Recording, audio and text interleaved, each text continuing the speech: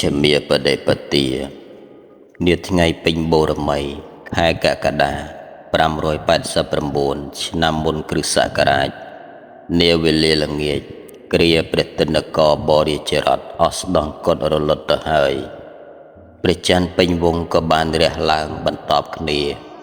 នៅក្នុងព្រៃអសិបតនមុគទាយវ័នដ៏ប្រកបដោយម្លប់ព្រះសម្មាសម្ពុទ្ធទ្រង់សម្ដែងថាមនាលភិក្ខុទាំងឡាយអន្តធម៌ពីរធម៌ជាផ្លូវប្រណិប័តអមខាងដល់លមុខបព្វជិតមិនគួរបដិបត្តិឡើយតើពីរយ៉ាងនោះគឺអ្វី1កាមសុខលិកានុយោគៈជាធម៌ប្រកបដោយខ្លួនឲ្យជាប់ជំពាក់ជាធម៌ដ៏ថោកទាបជាធម៌របស់ពុទ្ធជនមិនមែនជាធម៌របស់អរិយបុគ្គលនឹងនាំឲ្យមានទុក្ខទោស2អត្តកលមដ្ឋានុយោគៈជាធម៌ប្រកបដោយសេចក្តីលំបាកដល់ខ្លួនដែលឈឺចាប់ដល់រាងកាយមិនមែនជាធម៌របស់អរិយបុគ្គលនឹងនាំឲ្យមានទុក្ខទោសមនាលភិក្ខុទាំងឡាយមជ្ឈមាបដិបទាជាផ្លូវកណ្ដាលតថាគតបានចាក់ធ្លុះហើយដែលលះបង់នៅអន្តធម៌ពីរយ៉ាងនោះនឹងបាននៅចក្ខុនិងវិជ្ជាដែលនាំទៅកាន់សេចក្តីស្ងប់និងការចាក់ធ្លុះនៅសច្ចធម៌ការត្រាស់ដឹងនិងបរិនិព្វាន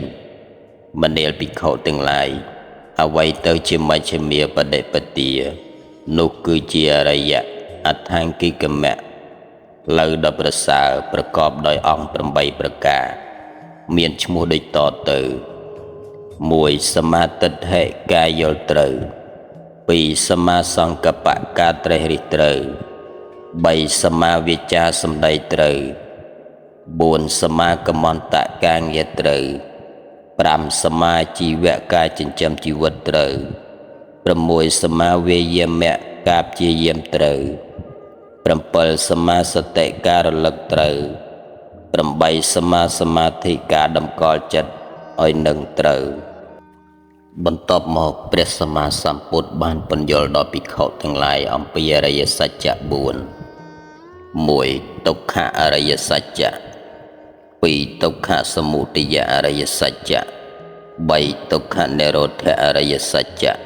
4ទុក្ខនិរោធគាមនីបដិបទាអរិយសច្ចៈរួមហៅថាមគ្គសច្ចៈតាមរបៀបនេះឯងព្រះសម្មាសម្ពុទ្ធបានប្រកាសនៅសច្ចធម៌និងបានញ៉ាំងនៅកង់នៃព្រះធម៌ឲ្យប្រព្រឹត្តទៅហៅថាធម្មចក្រកបវត្តនៈបឋមទេសនានេះសារដែលព្រះអង្គបានសម្ដែងនៅឧទ្យានឲ្យអភ័យដល់សត្វមរឹកនេះហៅថាមគ្គទាយវ័នជាស្នូលឬជាខ្លឹមសំខាន់នៃពុទ្ធវចនៈស្នាមជើងនៃសត្វទាំងឡាយដែលដើរលើដីអាចរាប់បានថាដានជើងដំរីមានទំហំធំជាងគេយ៉ាងណាមិញទ្រឹស្ដីអរិយសច្ចៈដោបក្រសោបទាំងស្រុងនៅការបង្រៀនរបស់ព្រះពុទ្ធ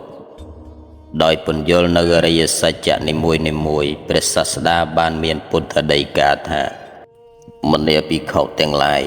នេះជាចក្ខុនេះជាវិជ្ជាបញ្ញាញាណពន្លឺដែលកើតឡើងហើយដល់តថាគតនៅក្នុងធម៌ដែលតថាគតមិនធ្លាប់បានលើពីមុនមកមនាលភិក្ខុទាំងឡាយដរាបណាញាណនិងវិជ្ជារបស់តថាគតនៅក្នុងអរិយសច្ចៈ4មិនតាន់កើតឡើងច្បាស់ប្រកបទេតថាគតមិនប្រកាសតថាគតមិនបានសម្រេចនៅអភិសម្មាសម្ពោធិញ្ញាណឡើយមនាលភិក្ខុទាំងឡាយប៉ុន្តែនៅពេលដែលញាណរបស់តថាគតវិជ្ជារបស់តថាគត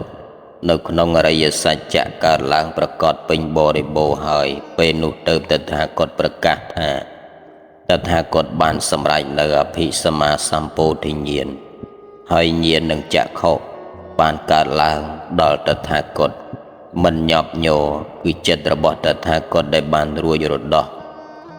អកុបាមេចេតោវិមុតតិនេះជាជាតិចុងក្រោយរបស់តថាគតមិនមានការកើតទៀតឡើយព្រះសម្មាសម្ពុទ្ធទ្រង់បានសម្ដែងដូច្នេះហើយ